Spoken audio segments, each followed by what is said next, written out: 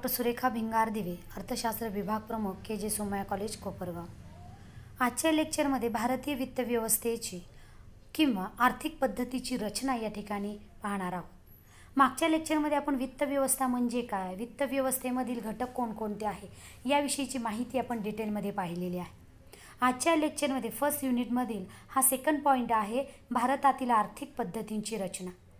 आता वित्तीय पद्धती ही विविध संस्था आणि व्यक्ती यांचं जाळं असून जे वित्तीय बाजारपेठेमध्ये विविध वित्तीय साधनाद्वारे वित्तीय देण्याघेण्याचे व्यवहाराचे कार्य करत असतात.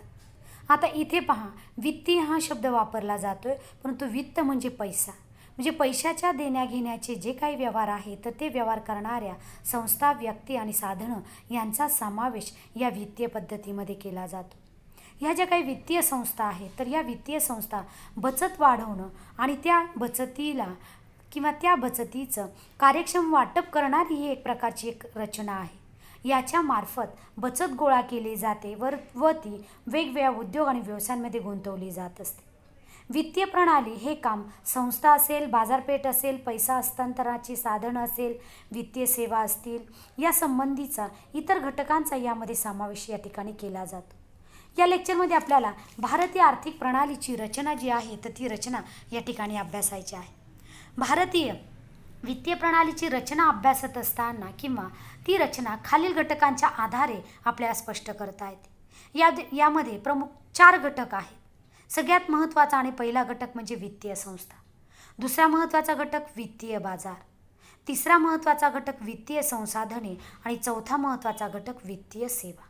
म्हणजे या घटकांनी मिळून आर्थिक प्रणालीची रचना ही आपल्याला स्पष्ट करता येते किंवा भारतीय वित्तीय प्रणालीची रचना या 4 घटकांच्या आधारे स्पष्ट करता येते.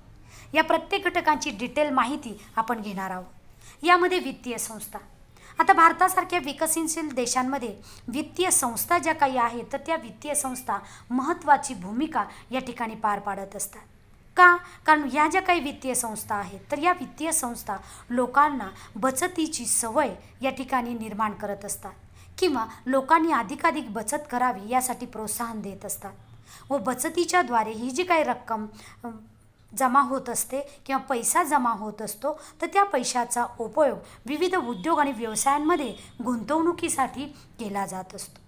बघा, बचत जी काही आहे तर ती बचत या वित्तीय संस्थांद्वारे गोळा केली जाते आणि ती बचत वेगवेगळ्या उद्योग आणि व्यवसायांमध्ये गुंतवणुकीसाठी वापरली जात असते. त्याचबरोबर विविध प्रकारच्या सेवा आणि सुविधा या पुरवल्या जात असतात. म्हणजेच भारतीय अर्थव्यवस्थेमध्ये वित्त प्रणालीमध्ये वित्तीय संस्था ज्या काही आहेत तर या वित्तीय संस्था महत्त्वाच्या असतात. ह्या ज्या काही वित्तीय संस्था आहेत तर या वित्तीय संस्थांचं 2 भागांमध्ये वर्गीकरण या ठिकाणी केलं जात असतं. एक म्हणजे बँकिंग व्यवस्था आणि दुसरं गैर बँकिंग क्षेत्र किंवा बँकिंग संस्था आणि गैर बँकिंग संस्था. याला बँकिंग इन्स्टिट्यूट असं म्हटलं जातं आणि गैर बँकिंग क्षेत्र असं म्हटलं जातं. आता प्रत्येक देशामध्ये बँकाही असतात आणि ह्या बँका विविध प्रकारची कार्य करत असतात.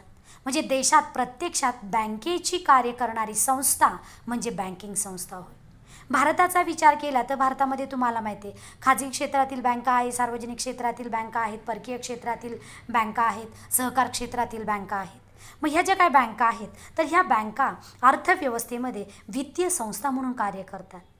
ही कार्य कशा पद्धतीने करतात तर वेगवेगळ्या ठिकाणची बचत जी काही आहे तर ती बचत गोळा करण्याचं महत्त्वाचं कार्य बँका करत असतात व ही बँकांमध्ये जमा झालेली जी काही बचत आहे तर त्या बचतीचा किंवा पैशाचा उपयोग वेगवेगळ्या उद्योग आणि व्यवसायांमध्ये गुंतवणुकीसाठी करून दिला जातो आणि अर्थव्यवस्थेमध्ये खेळते भांडवल उपलब्ध करून दिलं जातं.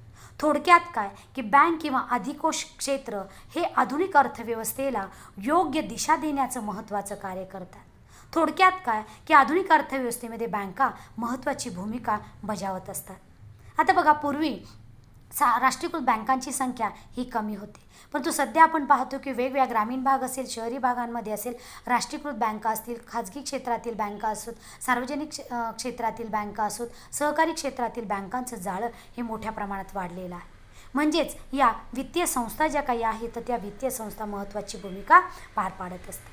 दुसरा महत्त्वाचा घटक म्हणजे गैर बँकिंग क्षेत्र. देशाच्या वित्तीय प्रणालीमध्ये ठेव जमा करून कार्य करीत असतात त्या फक्त बँकांचे कार्य करत नाहीत, म्हणून त्यांना गैर बँकिंग संस्था असं म्हटलं जातं. म्हणजेच काय की ह्या संस्था ज्या काही आहेत तर त्या संस्था फक्त ठेव गोळा करण्याचं कार्य करतात, बँकांची सगळीच कार्य याकडनं केली जातातच असं नाही. म्हणजेच या संस्था ज्या आहेत तर ह्या संस्था लोकांकडून कायदेशीररित्या मोठ्या प्रमाणात रकमा गोळा करतात आणि त्या रकमा ज्या जमा होतात तर त्याचा उपयोग किंवा पैशाचा उपयोग उत्पादन कार्यासाठी केला जात असतो. उदाहरणार्थ बघा आता LIC, UTI म्हणजे युनिट ट्रस्ट ऑफ इंडिया, भविष्य निर्वाह निधी किंवा गृहनिर्माण महामंडळे हे काय करत असतात की लोकांकडून पैसा जो काही आहे तो पैसा गोळा करतात आणि वेगवेगळ्या क्षेत्रांमध्ये उत्पादक कार्यासाठी या पैशाचा उपयोग या ठिकाणी केला जात असतो. थोडक्यात काय की वित्तीय संस्था ज्या काही आहेत तर त्या वित्तीय संस्था बचत गोळा करणं आणि त्या बचतीचा उपयोग उद्योग आणि व्यवसायांमध्ये किंवा अर्थव्यवस्थेमध्ये भांडवल म्हणून प्रवाहित करण्याचं महत्त्वाचं कार्य या वित्तीय संस्था करतात. यामध्ये बँकिंग संस्था आणि दुसरं गैर बँकिंग संस्था होय किंवा गैर बँकिंग क्षेत्र होय. दुसरा महत्त्वाचा घटक जो भारतीय वित्तीय प्रणालीमधला महत्त्वाचा घटक आहे तो म्हणजे वित्तीय बाजार. आता वित्तीय बाजार म्हणजे काय की संपत्तीची देवाणघेवाण करण्याकरता निर्माण केलेल्या बाजारपेठेला वित्तीय बाजारपेठ असं म्हटलं जातं. आता बघा संपत्ती म्हणजे पैशाची देवाणघेवाण करण्यासाठी जी बाजारपेठ निर्माण केलेली असते त्याला वित्तीय बाजार असं म्हटलं जातं. यामधून वैयक्तिक किंवा सामुदायिक क्षेत्राची वित्ताची गरज किंवा पैशाची गरज पूर्ण करण्यात येत असते. म्हणजे व्यक्तीलाही कर्जाची गरज असते, सरकारला सुद्धा कर्जाची गरज असते, उद्योजक व्यावसायिक यांना सुद्धा कर्जाची गरज असते. मग ही कर्जाची गरज पूर्ण करण्याचं महत्त्वाचं कार्य वित्तीय बाजार करत असतात. आता ही वित्तीय गरज जी काही आहे तर ही वित्तीय गरज किंवा पैशाची कर्जाची गरज अल्पकालीन असते, मध्यमकालीन असते आणि दीर्घ मुदतीच्या काळासाठी सुद्धा ही गरज असते. म्हणजे वित्तीय बाजार हे पूर्ण स्पर्धेच्या परिस्थितीमध्ये कार्यरत असतात. आता या वित्तीय बाजारपेठेमध्ये सर्वसाधारणपणे 3 घटकांचा समावेश या ठिकाणी केलेला असतो. म्हणजेच यामध्ये या बाजारपेठे अंतर्गत हे 3 बाजारपेठा कार्य करत असतात. यामध्ये मुद्रा बाजार, यालाच नाणे बाजार असं म्हटलं जातं. अल्पकालीन कर्जाची देवाणघेवाण ज्या बाजारपेठेमध्ये केली जाते त्याला नाणे बाजार असं म्हटलं जातं. मग नाणे बाजारातून ज्या ज्या उद्योजकांना, व्यावसायिकांना किंवा व्यक्तींना अल्पकालीन कर्जाची गरज असते ती त्या ठिकाणी पूर्ण केली जाते. दुसरा यामधील घटक म्हणजे भांडवल बाजार. भांडवल बाजार म्हणजे मध्यमकालीन कर्जाची गरज जी काही आहे तर ती मध्यमकालीन कर्जाची गरज या भांडवल बाजारामधून किंवा दीर्घकालीन कर्जाची गरज ही भागवली जात असते. तिसरा महत्त्वाचा घटक विदेशी विनिमय बाजार. आता विदेशी विनिमय बाजार यामध्ये आपल्याला माहिती आहे की आंतरराष्ट्रीय बाजार हा असतो. म्हणजे वेगवेगळ्या देशांमध्ये आपण वस्तू पाठवतो आणि आपण वेगवेगळ्या देशांमधून आपण वस्तू आपल्या देशामध्ये आयात करत असतो. यामधून आयात निर्यात होत असते. मग आयात निर्यात होत असताना प्रत्येक देशामध्ये जे चलन वापरलं जातं ते भिन्न भिन्न असतं. मग त्या चलनाचा विनिमय दर हा ठरवावा लागतो आणि नंतरच त्यानुसार आंतरराष्ट्रीय बाजारपेठेमध्ये वेगवेगळ्या प्रकारच्या वस्तूंची आयात निर्यात ही केली जात असते. मग हा विदेशी विनिमय बाजार जो काही आहे तर त्या विदेशी विनिमय बाजाराचा विचार या ठिकाणी केला जातो. तिसरा महत्त्वाचा घटक म्हणजेच वित्तीय संसाधने. आता बघा वित्तीय संसाधनं म्हणजे काय की या साधनांमधून किंवा संसाधनांमधून वित्तीय बाजारपेठेमध्ये देवाणघेवाण करण्यासाठी भांडवल गोळा केलं जातं आणि हे भांडवल ज्या साधनांच्याद्वारे गोळा केलं जात असतं तर त्यांना वित्तीय संसाधनं म्हणजेच याला फायनान्शियल इन्स्ट्रुमेंट्स असं म्हटलं जातं. म्हणजे भांडवल गोळा करण्याची ही साधनं आहेत. यामध्ये विनिमय पत्र असेल, ट्रेझरी पत्र असेल, सरकारी रोखे असतील, व्यापारी हुंडी असेल, बॉन्ड्स असतील, भाग प्रमाणपत्र असतील, जमा प्रमाणपत्र असेल तर या साधनांच्या साहाय्याने भांडवल हे गोळा केलं जातं. जसं तुम्ही पाहता शेअर बाजारामध्ये वेगवेगळ्या कंपन्यांचे शेअर्स विक्रीला असतात. म्हणजे त्या कंपन्यांचे शेअर्स जेव्हा व्यक्ती खरेदी करते तर त्यावेळेस त्या कंपनीमध्ये ती व्यक्ती भांडवल गुंतवणूक करत असते. व्यापारीसुद्धा मालाची देवाणघेवाण उधारीने किंवा उसनवारीने करत असताना व्यापारी हुंडी हा लिहून घेतो आणि त्याच्याद्वारे तो आपला माल देतो आणि नंतरच्या काळामध्ये त्या मालाची किंमत जी आहे तर ती किंमत तो घेत असतो. मग अशा रीतीने ही जी काही वेगवेगळी प्रकारची साधनं असतात तर त्या साधनांना वित्तीय संसाधनं असं म्हटलं जातं. त्याचबरोबर शेअर्स असतात, कर्जरोखे असतात, त्याचबरोबर व्यापारी हुंडे असतात, तर यांना सर्वसाधारणपणे वित्तीय संसाधनं असं म्हटलं जात असतं. यामध्ये नाणे बाजाराचा जर विचार केला तर नाणे बाजार आत्ताच आपण पाहिलेल्या अल्पकाळाशी संबंधित असतो. बँका, संघटित बँका, वित्तीय संस्था यांचा समावेश यामध्ये केला जातो. मात्र भांडवल बाजारामध्ये मात्र दीर्घकालीन कर्जाची देवाणघेवाण केली जात असल्यामुळे सरकारी देणीघेणी जी आहे तर ती ऋणपत्र, शेअर्स असतील, कर्जरोखे असतील तर यांच्या मार्फत दीर्घकालीन कर्जाची देवाणघेवाण या ठिकाणी केली जात असते. पुढचा महत्त्वाचा घटक म्हणजे वित्तीय सेवा.